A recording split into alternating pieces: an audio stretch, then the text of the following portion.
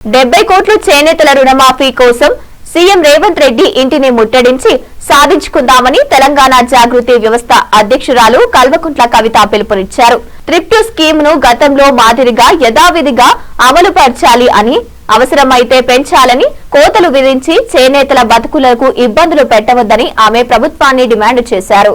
రాష్ట్ర వ్యాప్తంగా చేనేతల బతుకులు, జీవితాలు దుర్భరంగా ఉన్నాయని ఆమె ఈ సందర్భంగా ఆవేదన వ్యక్తం చేశారు. యాదాద్రి భువనగిరి జిల్లా భూదాన్ పోచంపల్లి మండల కేంద్రంలో బుధవారం సాయంత్రం చేనేతల జీవన స్థితిగతులు, చేనేత వృత్తి పరిస్థితులపై వివరాలు అడిగి తెలుసుకుని మాట్లాడారు. రాష్ట్ర వ్యాప్తంగా జనంబాట కార్యక్రమంలో భాగంగా ఆమె యాదాద్రి భువనగిరి జిల్లా 2వ రోజు భూదాన్ పోచంపల్లి మండల కేంద్రంలో మాట్లాడుతూ చేనేతలు, రైతులు, పేద వర్గాల సంక్షేమాలను కోత విధించడం పట్ల ఆమె ప్రభుత్వం తీరుపై మండిపడ్డారు. రాష్ట్రంలో కాంగ్రెస్ ప్రభుత్వానికి అవగాహన రాహిత్యమని ఆమె విమర్శించారు. రాష్ట్రంలో సహకార ఎన్నికలు నిర్వహించకుండా 6 సంవత్సరాల కాలయాపన చేయడంపై రాష్ట్ర ప్రభుత్వం దృష్టికి తీసుకుపోయి తనవంతుగా కృషి చేస్తానన్నారు. పార్టీకి అతీతంగా పద్మశాలీలు అధిక సంఖ్యలో పాల్గొన్నారు. ఈ సందర్భంగా తమ సాధిక బాధకాలను పరిష్కారం చేయాలని స్థానిక పద్మశాలల సంఘాల ఆధ్వర్యంలో వినతి పత్రాలు సమర్పించారు. ఈ కార్యక్రమంలో జిల్లా అధ్యక్షులు చందుపట్ల సుజిత్రావు, పద్మశాలి చేనేత సంఘం అధ్యక్షులు అంకం పాండు, ఉపాధ్యక్షులు భరత్, భూషణ్, ప్రధాన కార్యదర్శి బొమ్మ వెంకన్న, ఇతర సభ్యులు, కార్యకర్తలు తదితరులు పాల్గొన్నారు.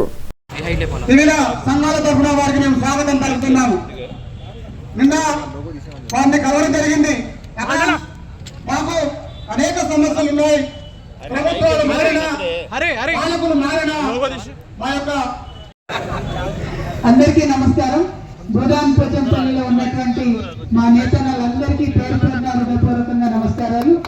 అదేవిధంగా మరి ఇవాళ భూదాన్ పోచంపల్లి పద్మశాలి చేనేత కార్మిక సంఘం అధ్యక్షులు అంకం పాండు గారికి, ఉపాధ్యక్షులు భారత్ భూషణ్ గారికి, ప్రధాన కార్యదర్శి బొమ్మ హరిశంకర్ గారికి, సహాయ కార్యదర్శి బిట్ల గణేష్ గారికి, కోశాధికారి రుద్ర సూర్యప్రకాష్ గారికి, కార్యవర్గ సభ్యులైనటువంటి పుట్లబత్తిని వేణు గారికి, కటకం శ్యామ్ సుందర్ గారికి, గుండేటి శివరాజ్ గారికి,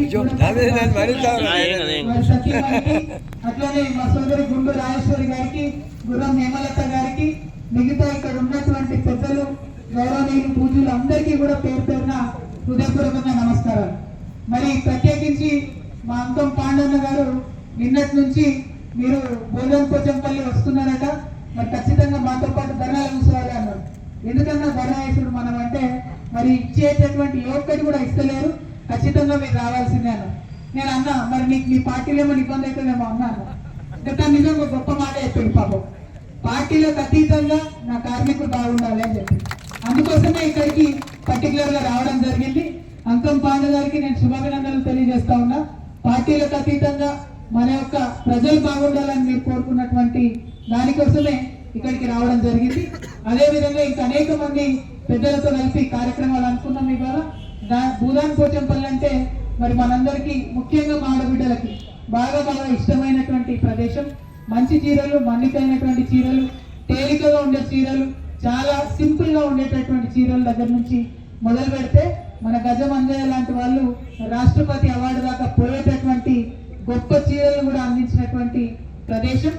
అన్నిటికన్నా ఎక్కువ నాకు తెలిసి ఏమైనా తప్పులుంటే సరిచేయండి, భారతదేశం మొత్తంలో కూడా దాదాపు 8,500 మగ్గాల పైచిలకు ఉండేటటువంటి most unique place Bhoodan Pochampally అని చెప్పి నేను బలంగా విశ్వసిస్తా ఉన్నాను.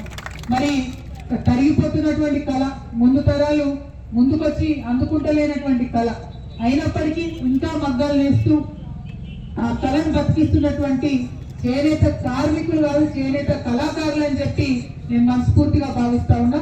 మరి ఇంతమంది ఇక్కడ పోచంపల్లిలో ఉన్నారు కాబట్టి వారి సమస్యల్ని ప్రత్యేకంగా గుర్తించాల్సినటువంటి అవసరం ఉన్నది.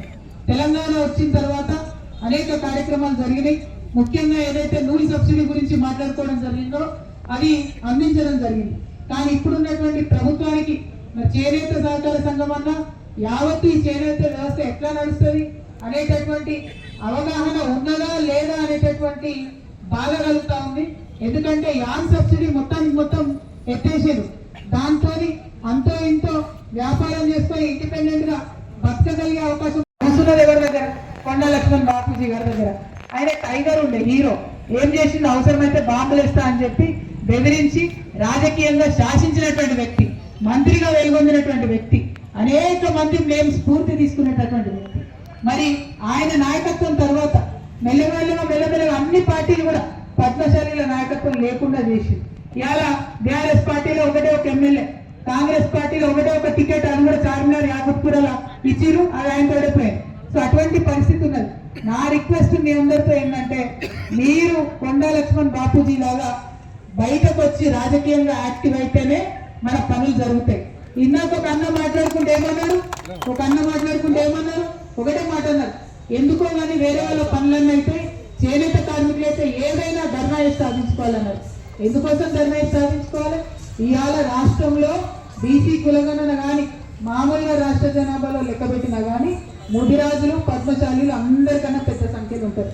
మరి ఇంత సంఖ్యలో ఉన్న మీకు ఎందుకు భయపడతలేవు ప్రభుత్వాలు, ఎందుకు భయపడతలేవు పార్టీలు? మీ అందరూ ఆలోచన చేయాలి. ఎక్కడైనా మన పద్మశాలి బిడ్డ నిలబడ్డాడంటే ఆయనను గెలిపించడానికి పార్టీలకు అతీతంగా మీరందరూ ఒకటైతే అన్ని పార్టీలు మీకు భయపడతాయి. ఇవాళ ఆ యూనిటీ మనకు కనబడతలేదు, ఏమన్నా అనుకోండి. కాబట్టే ఇవాళ ఒక ప్రభుత్వం కూడా ఒక పార్టీ కూడా మనకు భయపడే పరిస్థితి లేదు. మరి ఇక్కడ ఉన్నప్పుడు మీ అందరికి కూడా నేను తెలియజేసేది ఒకటే, మనం మొన్న దాకా బీసీల రిజర్వేషన్ కోసం గట్టిగా కొట్లాడినాం, మాట్లాడినాం. అసలు సర్పంచ్ ఎన్నికలు కాదు, ఏ ఎన్నికలు జరగొద్దన్నాం. అయినా ప్రభుత్వాలు భయపడలేదు. ఏం చేసినాయి, డైరెక్ట్ గా ఇదివరకు ఉన్న బీసీ రిజర్వేషన్ కన్నా ఇదివరకు 23% వస్తే 21%తో ఎన్నికలు పెట్టినాయి. కానీ ఒక్కసారి ఆలోచించండి అన్న, ఏ ఒక్క గ్రామంలో అన్నా, ఏ ఒక్క బీసీ కమ్యూనిటీ అన్నా మేము ఎన్నికలు బహిష్కరిస్తున్నాం అన్నారా? అనలే. మాయాజాలంలో పడిపోయినాం. ఆ పార్టీ వాడు వచ్చి ఈ పార్టీ వాడు వచ్చి ఏదో చెప్పగానే మాయాజాలంలో పడిపోయాం. మరి మాయాజాలంలో పడిపోతే ఏమవుతుంది అని అంటే మనం ఇట్లనే ధర్నాలు చేసుకుంటుంటాం, ఎవరు మన మాట వినరు. నా రిక్వెస్ట్ మీ అందరితో అన్న, పొలిటికల్గా ఎదగాలి, ఖచ్చితంగా పొలిటికల్గా ఎదగాలి. ఎదగాలంటే దానికి ఏం చేయాలని ఆలోచన చేసుకోండి. మీ ఇష్టం వచ్చిన పార్టీలో మీ ఇష్టం వచ్చిన అభ్యర్థులనే పెట్టండి, కానీ గెలిపించండి. మన వాయిస్ ఎక్కువ ఉంటే, మన కమ్యూనిటీ వాయిస్ ఎక్కువ ఉంటే ఖచ్చితంగా కమ్యూనిటీకి కావాల్సిన పనులు అన్ని ప్రభుత్వాలు చేస్తారు. నిజంగా మీరు ఒక్కసారి ఆలోచించండి. పోయిన సంవత్సరం 1200 కోట్లు కదా పెట్టింది, 1200 కోట్లు బడ్జెట్లు ఉండే. ఈ సంవత్సరం ₹1 లేదు. ఎవరు మాట్లాడలేదు. మీరు ఎట్లయితుంది? మన సమస్య ఇంకెవరైనా మాట్లాడుతున్న కొద్దీ అలసైతం తప్పితే ఎక్కువ పవర్ ఉండదు మనకు. నా రిక్వెస్ట్ ఏంటంటే ఏదైనా చేద్దాం. బీసీలలో అతిపెద్ద సమూహాలుగా ఉన్న పద్మశాలి అనేటటువంటి కమ్యూనిటీకి ఖచ్చితంగా రిప్రజెంటేషన్ పొలిటికల్గా ఉండాల్సిందే.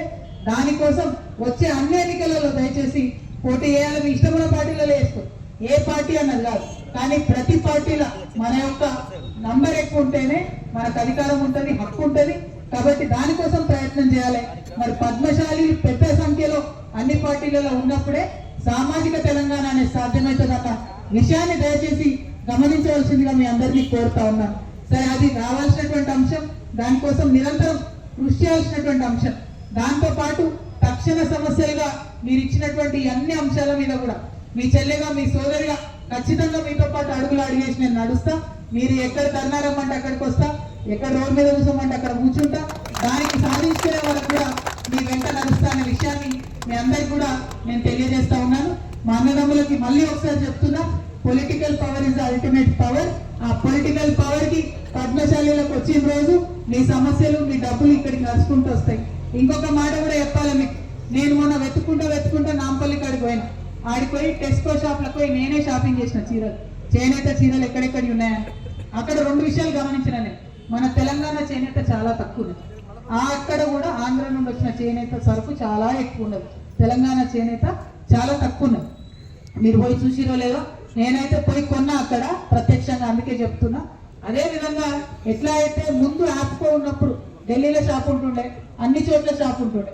ఇప్పుడు తెలంగాణ వచ్చిన తర్వాత ఏమైందంటే టెస్కో షాపులు బంద్ పెట్టి, టెస్కో షాపులు ఓపెన్ చేయాలి, అన్ని జిల్లాలలో ఓపెన్ చేయాలి.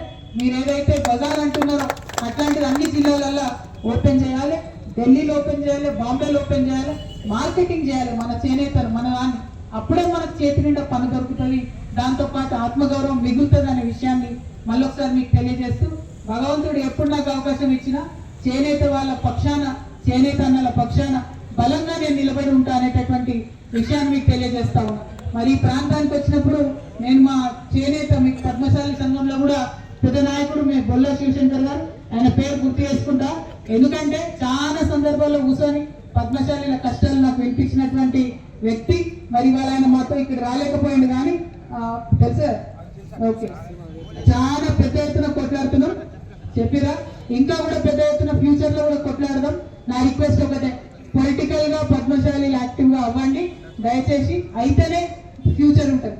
వచ్చిన తెలంగాణలో ప్రతి ఒక్కరికి ఆ పవర్ రావాలి. ఆ పవర్ కోసం కొండా లక్ష్మణ్ బాపూజీ సాక్షిగా కొట్లాడదాం. మీరేదో అధైర్యపడి ఆత్మహత్యలు చేసుకుంటారు అట్లా ఇట్లా అనేది లేదు. అటువంటి కాలం పోయింది. పిడికిలు ఎత్తాలి.